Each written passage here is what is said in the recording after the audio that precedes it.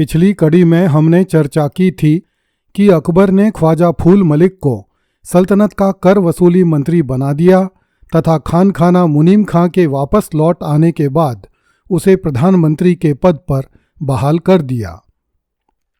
इस समय तक अकबर की गतिविधियां दिल्ली, आगरा एवं मालवा में सीमित हो गई थीं, इसलिए काबुल में भयानक अव्यवस्था मच गई। अकबर की सौतेली माता चूचक बेगम अपने अल्पवय पुत्र मिर्जा हकीम खां को काबुल का स्वतंत्र शासक समझती थी तथा काबुल का शासन अपनी मर्जी से चलाना चाहती थी। जिस समय अकबर ने काबुल के गवर्नर मुनीम खां को बैराम खां का दमन करने के लिए पंजाब बुलाया था, उस समय हकीम खां काबुल का शासन प्रबंध अपने पुत्र गनी खां को सौंपकर आया था। गनी खां दुष्ट स्वभाव का और अपरिपक्व व्यक्ति था। उसने बुरे लोगों को अपने चारों ओर एकत्रित कर लिया तथा काबुल के पुराने अमीरों को नाराज कर लिया। खान खाना मुनीम खां का एक अंधा भाई फाजिल बेग भी काबुल में रहता था। उसके लिए अबुल फजल ने लिखा है कि वह अंधा जरूर था, किंतु प्रपंच और कलह करने में इतना कुशल था कि उसका सारा शरीर ही आंखों का काम करता था। फाजिल बेग ने काबुल के बहुत से अमीरों को अपनी ओर मिला लिया था और वे भी काबुल में अपनी मन मर्जी किया करते थे।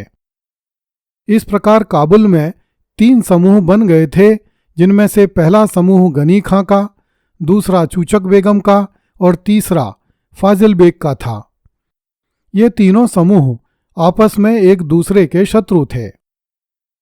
जब अकबर को काबुल में अव्यवस्था के समाचार मिले तो उसने हैदर मोहम्मद खां नामक एक पुराने अमीर को काबुल का प्रशासक नियुक्त किया। इस पर खान खाना मुनीम खां ने अपने पुत्र गनी खां को हैदर मोहम्मद खां के ऊपर नियुक्त कर दिया। एक दिन गनी खां ममूरा नामक गांव में खरबूजों के खेत में गया। अकबर की सौतेली माता चूचक बेगम ने उसी समय काबुल दुर्ग के दरवाजे बंद करवा लिए। जब गनी खां को इसकी सूचना मिली तो वह वापस काबुल लौटा, किंतु चूचक बेगम की सेनाएं दरवाजे पर खड़ी होकर जोर जोर से ढोल नगाड़े बजाने लगीं और चूचक की सेना ने गनी खां को काबुल में नहीं घुसने दिया। चूचक बेगम के आदेश से शाह वली बेग काबुल का प्रबंधन करने लगा। जब अकबर को ये समाचार मिले तो उसने खान खाना मुनीम खां को अपने छोटे सौतेले भाई हकीम खां का संरक्षक नियुक्त करके उसे काबुल भेजा। जब चूचक बेगम को ज्ञात हुआ कि मुनीम खां सेना लेकर आ रहा है तो वह स्वयं भी अपनी सेना लेकर काबुल से जलालाबाद चली गई ताकि लमगानात पहुंचकर मुनीम खां से मोर्चा लिया जा सके। मुनीम खां के साथ हिंदुस्तान से मोहम्मद कुली खां, शिहाब खां का भाई हसन खां आदि अमीर भी गए थे। मुनीम खां इतनी तेज गति से चलता हुआ जलालाबाद पहुंच गया कि बहुत से अमीर तथा उनकी सेनाएं पीछे ही छूट गए। मोहम्मद कुली खां बरलास मुल्तान का सूबेदार था, किंतु वह भी सेना लेकर मुनीम खां के साथ नहीं पहुंच सका। जब मुनीम खां देह गुलमान नामक स्थान पर पहुंचा तो उसे समाचार मिला कि ईदी सरमस्त काबुल से जलालाबाद पहुंच गया है तथा चूचक बेगम और मिर्जा हकीम खां भी बड़ी सेना लेकर आ रहे हैं।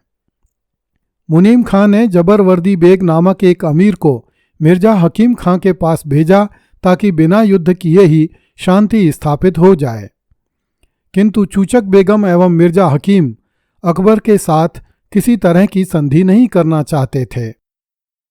वे अकबर के नियंत्रण से पूरी तरह मुक्त रहकर काबुल की सल्तनत का भोग करना चाहते थे। तैमूर इक्का ने मुनीम खां को सलाह दी कि शत्रु के सैनिकों की संख्या बहुत अधिक है, इसलिए जब तक पीछे से हमारी सेनाएं न आ पहुंचें युद्ध नहीं करना चाहिए। फिर भी मुनीम खां को काबुल पर अधिकार करने की इतनी उतावली थी कि वह अपने पक्ष के अमीरों के आए बिना ही मिर्जा हकीम एवं चूचक बेगम की सेनाओं से भिड़ गया। मुनीम खां की सेना के हरावल का सेनापति ख्वाजा किला मारा गया तथा बाएं हिस्से का सेनापति अपने स्थान से हिला ही नहीं। दाएं पार्श्व में काकशाल और अन्य कबीलों के लोग भी बिना लड़े भाग खड़े हुए। मुनीम खां अपने विश्वसनीय सैनिकों सहित लड़ता लड़ता ख्वाजा रुस्तम की मजार तक पहुंच गया, जहां मुनीम खां की हार हो गई। मुनीम खां के पास 30 लाख रुपए नगद एवं कीमती सामान था, जिसे चूचक बेगम के सैनिक लूट कर ले गए, किंतु वे लाख प्रयास करके भी मुनीम खां को नहीं पकड़ सके। मुनीम खां भागकर पेशावर पहुंचा, जिसका पुराना नाम विक्रम था। मुनीम खां ने बादशाह अकबर को एक पत्र भिजवाया, जिसे यारी तवाची नामक संदेशवाहक पेशावर से आगरा ले गया। मुनीम खां ने लिखा कि मैं बादशाह को मुंह दिखाने लायक नहीं हूं, अतः मुझे मक्का जाने की अनुमति दी जाए।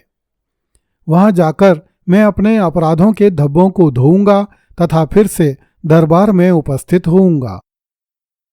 यदि मुझे मक्का जाने की अनुमति नहीं दी जाती है तो मुझे पंजाब में ही कोई छोटी सी जागीर दे दी जाए, क्योंकि अब मेरे पास कुछ भी नहीं बचा है।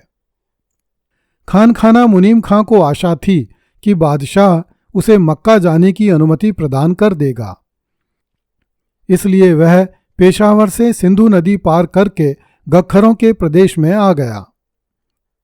गख्खर प्रदेश के शासक सुल्तान आदम ने मुनीम खां के साथ अच्छा बर्ताव किया, किंतु मुनीम खां मन से इतना टूट चुका था कि न उसे नींद आती थी और न वह आगे की यात्रा करने की हिम्मत जुटा पाता था। जब बादशाह को मुनीम खां का पत्र मिला तो बादशाह ने मुनीम खां को उसके दुखों से मुक्ति देने वाले सम्मान सहित फटकार लगाते हुए पत्र भिजवाया कि वह पत्र मिलते ही दरबार में आकर हाजिर हो। उसे पंजाब में कोई जागीर नहीं दी जाएगी, क्योंकि उसके पास पहले से ही फिरोजा, इटावा, खैराबाद, शाहपुर, कालानूर, जालंधर और अंदरा आदि की जागीरें हैं, वे जब्त नहीं की गई हैं। मुनीम खां पहले की ही तरह उनका मुख्तार बना रहेगा। जब मुनीम खां को शाही कृपा के संबंध में जानकारी हुई तो वह अपने समस्त दुखों को भूलकर एक बार फिर से अकबर की चाकरी करने चल दिया।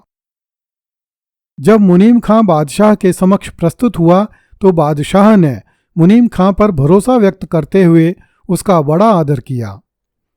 बादशाह ने उसे न केवल फिर से प्रधानमंत्री पद पर बनाए रखा, अपितु उसका खानखाना का सम्मान भी बहाल रखा। काबुल की पराजय से पहले मुनीम खां को काबुल जाने का बड़ा चाव रहता था, किंतु अब उसने काबुल का नाम लेना बंद कर दिया तथा मन लगाकर बादशाह की सेवा करने लगा। वस्तुतः इस काल में अकबर के पास योग्य सेनापतियों एवं मंत्रियों का अभाव था। जो भी थे उनमें से मुनीम खां ही अत्यंत विश्वस्त एवं पुराना बेग था। अकबर के लिए उसे खो देने का अर्थ था कि एक बार फिर से बैराम खां को खो देना। इस प्रकार काबुल तो अकबर के हाथों से फिसल गया, किंतु अकबर ने पुराने अनुभव को काम में लेते हुए मुनीम खां को अपने हाथों से फिसलने से बचा लिया। इसे अकबर की दूरदृष्टि ही कहा जाना चाहिए, क्योंकि उस काल में युद्ध के मैदान से भागकर आए हुए सेनापति को फिर से शाही सेवा में लेना तो दूर, उसके प्राण एवं संपत्ति दोनों छीन लिए जाते थे और उनके परिवार बर्बाद कर दिए जाते थे। अगली कड़ी में देखिए, शाह अबुल मुवाली ने महल का दरवाजा तोड़कर चूचक बेगम को मार दिया। मेरा दर्शकों से अनुरोध है कि कृपया इस चैनल को अपने मित्रों एवं परिचितों तक पहुंचाने के लिए इसके लिंक सोशल मीडिया प्लेटफॉर्म्स पर शेयर करें। धन्यवाद।